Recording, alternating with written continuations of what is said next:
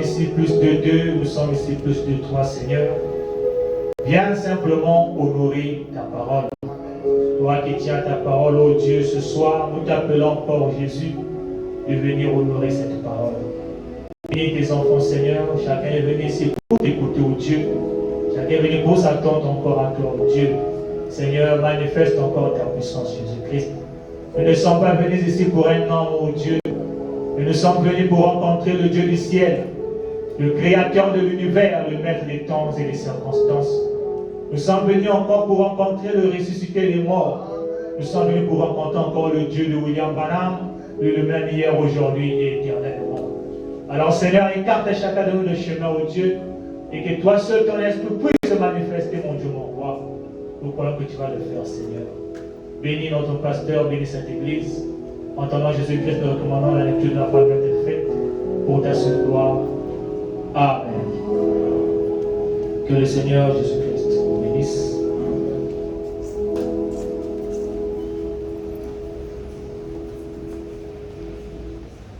Pendant que vous êtes debout, nous allons prendre Matthieu, chapitre 14, à partir du verset 22. Matthieu, chapitre 14, à partir du verset 22. Je vais lire au nom du Seigneur. Aussitôt après, il obligea les disciples à monter dans la barque et à passer avant lui de l'autre côté pendant qu'il renverrait la foule. Quand il lui renvoyait, il monta sur la montagne pour prier à l'écart. Et comme le soir était venu, il était là seul. La barque, déjà au milieu de la mer, était battue par les flots, car le vent était contraire. À la 4e veille de la nuit, Jésus alla vers eux marchant sur la mer. Quand les disciples le virent marcher sur la mer, ils furent troublés et dirent: c'est un fantôme. Et dans leur frayeur, ils poussèrent des cris. Jésus leur dit aussitôt: rassurez-vous, c'est moi, n'ayez pas peur. Amen. Priez ce soir.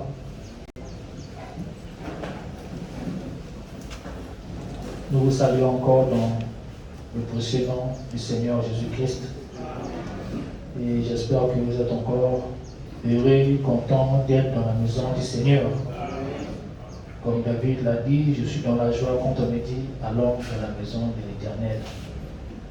Lorsque nous venons de la maison de l'Éternel, nous devons être dans la joie, n'est-ce pas? On ne doit pas venir ici étant triste, étant crispé. On doit se détendre, on doit être assez à l'aise pour écouter la parole de notre Seigneur. Amen.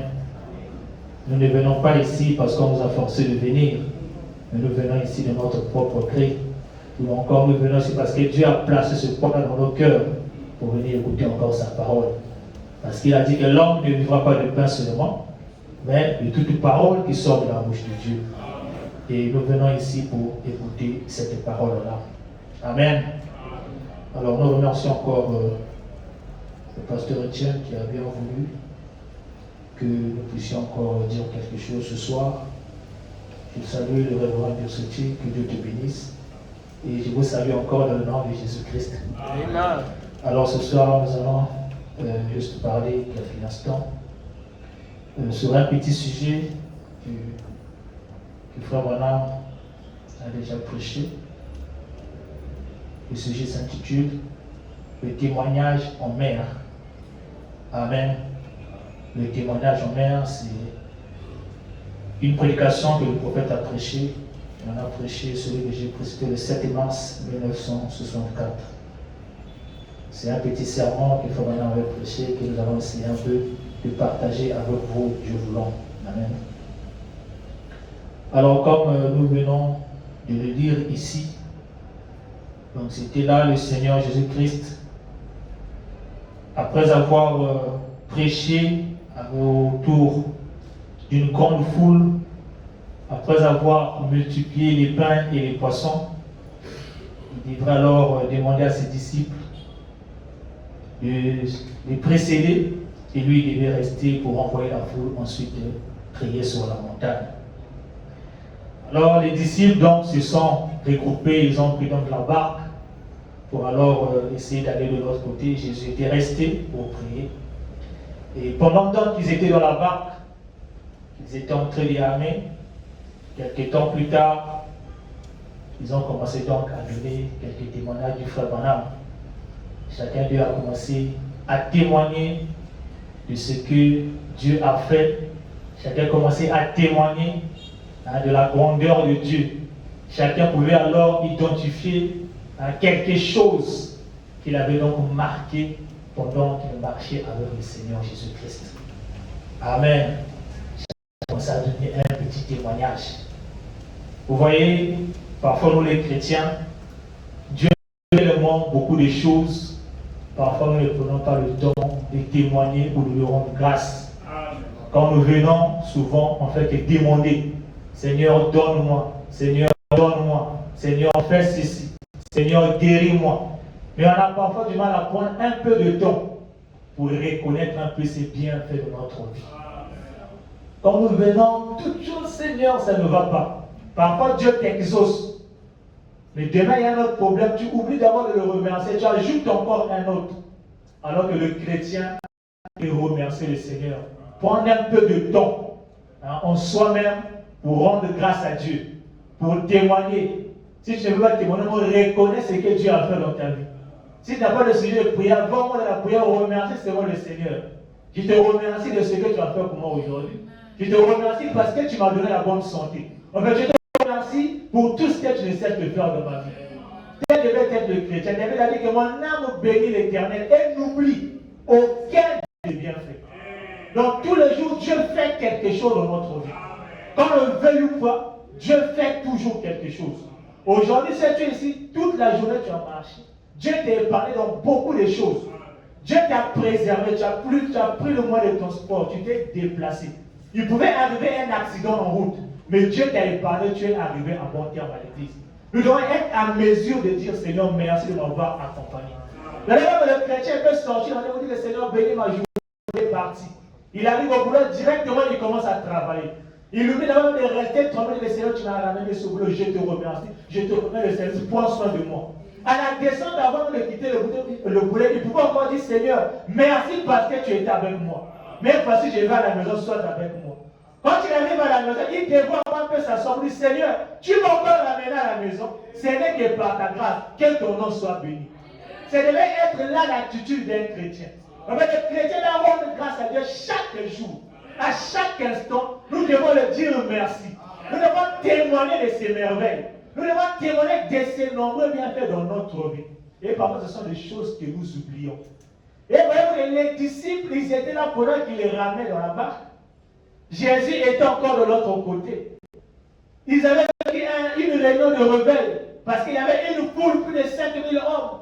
Jésus avait prêché, la foule était, ils avaient faim.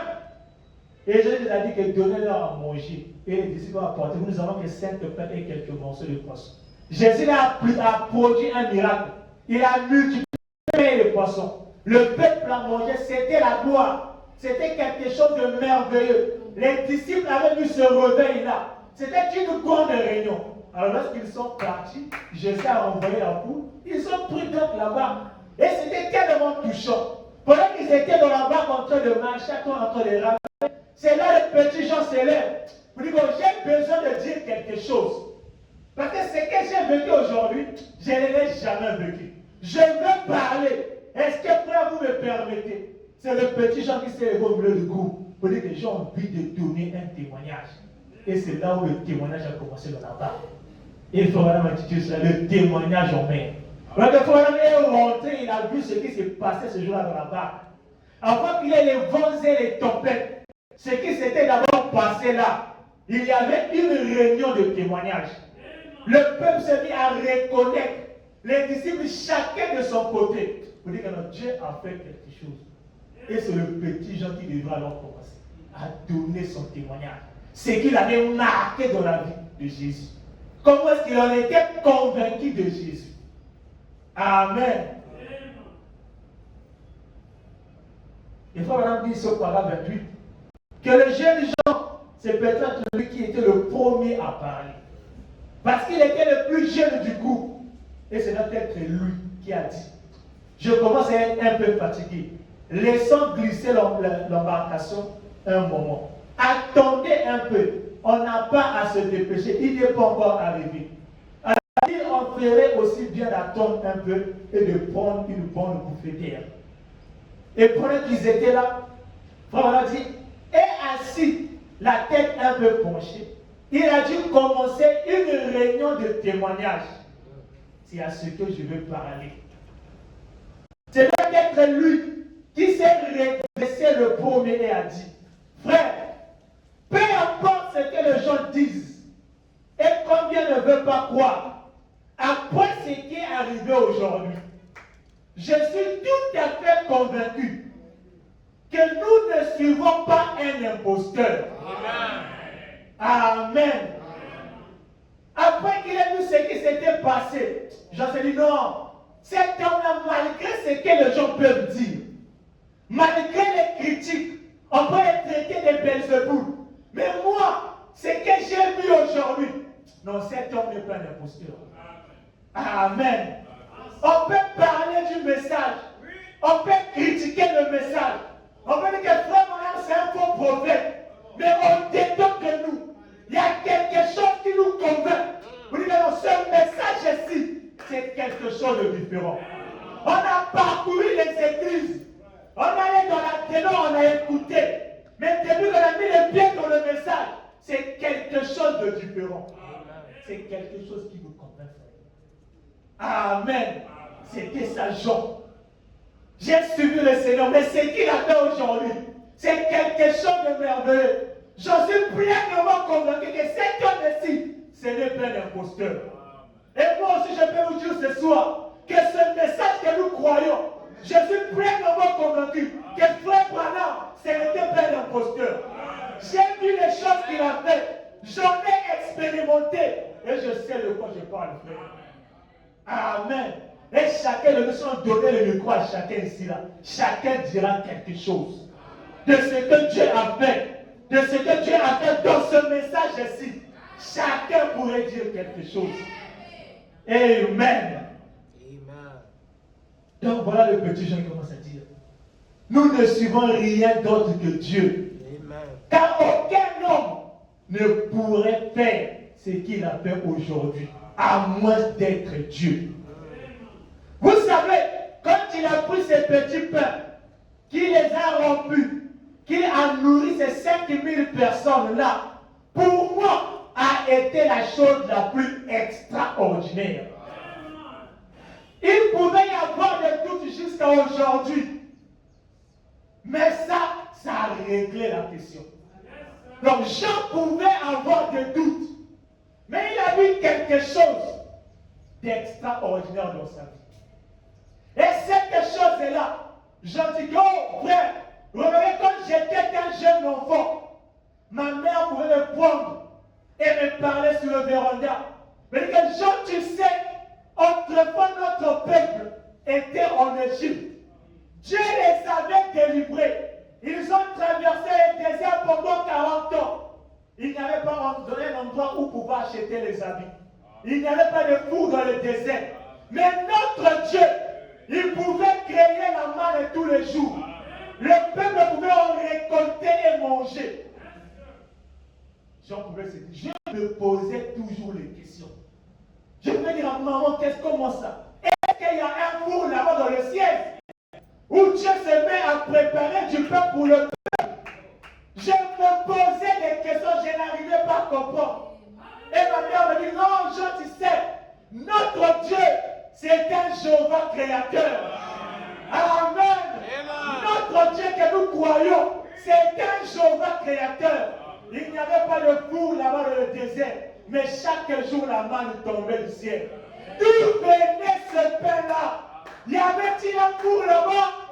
Dieu, il créait simplement. Vous voyez que Jean, salut, il était un peu intrigué. Comment ça se faisait? Comment Dieu pouvait faire descendre le pain du ciel? Jusqu'à ce qu'il a vécu ça de lui-même. Yes. Amen. Amen. Jean ne vais pas laisser au paragraphe 31. Mais l'une des histoires les plus passionnantes que ma maman me racontait. Elle disait, maintenant Jean, tu n'es qu'un petit garçon. Mais en grandissant, je veux que tu te rappelles que le grand Jéhovah a fait sortir notre peuple de l'Égypte. Et nous avons traversé ce désert de l'autre côté du fleuve. Et tous pendant 40 ans, ils ont fait route dans le désert. Pas d'endroit où se procurer des vêtements. Pas d'endroit pour manger. Et Dieu faisait pleuvoir du ciel tous les jours. Du pain du ciel tous les soirs pour nourrir notre peuple. Ce n'est pas une simple histoire, c'est une réalité. Dieu faisait descendre la manne du ciel. Le peuple mangeait tous les jours et c'était ça la réalité. Amen. Et j'ai envie de dire, je vais descendre encore au parole tonton. Et aujourd'hui, quand je l'ai vu cette tenue-là, avez-vous remarqué ce regard sur son visage? Il n'y avait aucun doute dans son esprit. J'ai grimpé derrière le rocher, je l'ai regardé faire. Quand il a pris le pain, qu'il a rompu et qu'il a remis à ses serviteurs, à nous, pour que nous le distribuions au peuple. Ensuite, quand il est revenu pour le rompre encore, le pain était redevenu complet. Et il a fait des centaines de fois, jusqu'à ce que tout le monde soit rassasié. Et on a ramassé des paniers pleins. Je sais que ça ne pouvait être rien de moins que Jéhovah. Parce qu'il agit comme Jéhovah l'avait fait. Il n'y a que Jéhovah qui peut créer. Et je sais que cet homme-là n'est pas un imposteur. Il n'y a qu'un créateur. Et c'est Jéhovah. Et maintenant, de toutes les choses que j'ai vues, celle-là m'a convaincu. Jean a vu beaucoup de choses. Mais il y avait une histoire que sa mère lui racontait toujours. Il était encore tout petit. Quand il a vu la chose devant lui, il dit, oh, le Jéhovah qui est en train de créer le pain dans le désert. Je viens de le rencontrer face à face. Cet homme ne peut être que Dieu. Parce qu'il n'y a que Dieu qui crée. Amen. Il n'y a pas un autre créateur. Qu'on ne vous trompe pas, frère. Le seul créateur, c'est Dieu. C'est lui qui crée, frère. Il a créé le pain. Comment peut-on expliquer, frère? 5 morceaux de pain, 3 morceaux de poisson, a pu nourrir plus de 5000 hommes, sans compter les femmes et les enfants. Compter, ça faisait combien? Comment est-ce que moi, je peux expliquer ça? Si ce n'est pas Dieu, c'est qui, frère? Jean, quand il a vu cela, il a dit, oh, mon frère Pierre, ça m'a convaincu. Je suis pleinement persuadé que cet homme-ci, il est différent. C'était là la réunion de rebelles de la barque. Chacun est en train de donner son témoignage. Quand Dieu fait quelque chose, il témoigne, frère. Témoigner de ce qu'il fait. Si tu ne veux pas témoigner, va en prière, dis Seigneur, voilà ce que tu as fait, témoigne auprès de Dieu. Reconnais ses bienfaits.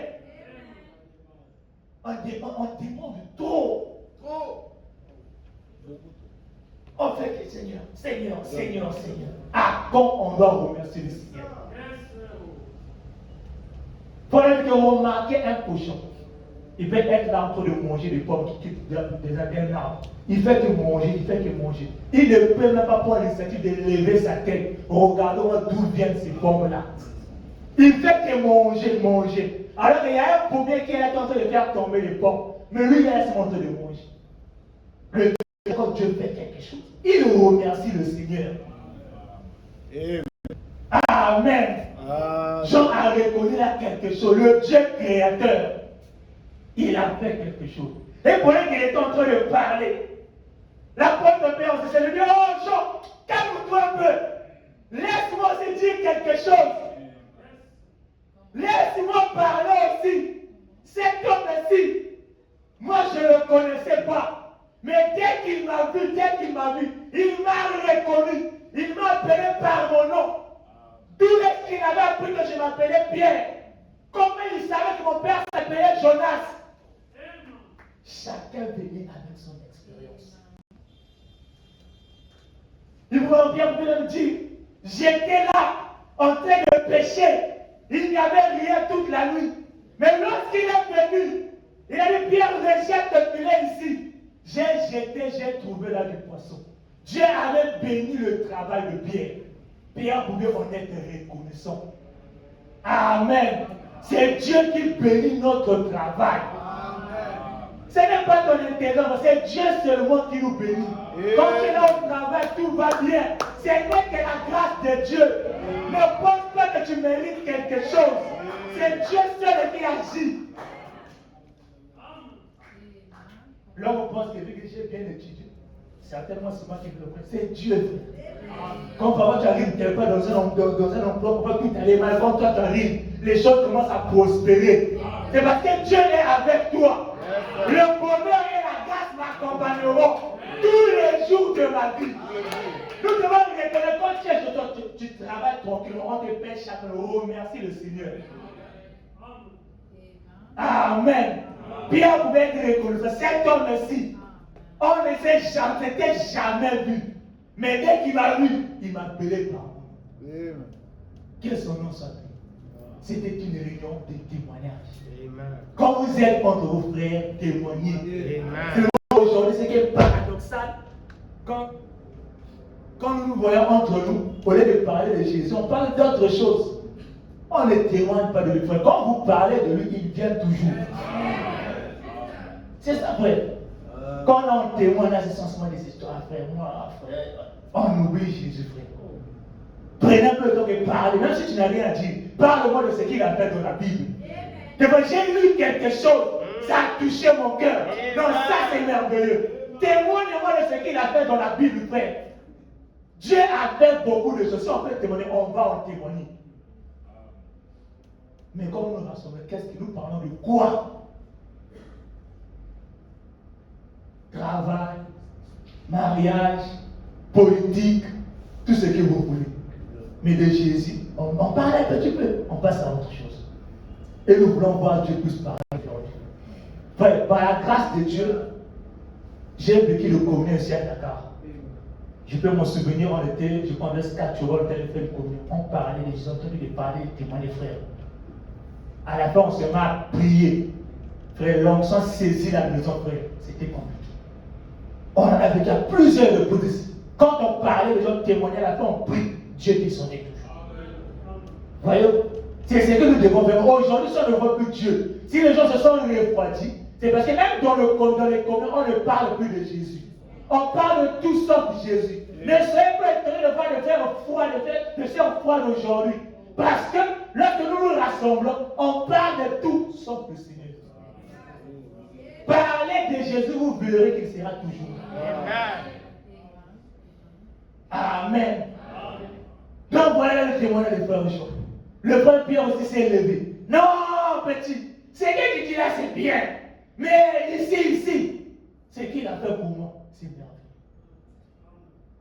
Amen. Après quoi, quand Pierre est en train de parler, il faut aller médecin. Il y avait un autre. C'était Philippe et Nathanaël qui sont mis aussi à parler. Puis nous élevons, je vous entends parler, est-ce que je peux dire quelque chose? Parce que cet homme aussi a fait quelque chose pour moi que j'ai remarqué. Est-ce que je peux dire? C'était la barque était mouvementée, frère. Frère, Dieu parlait dans 46.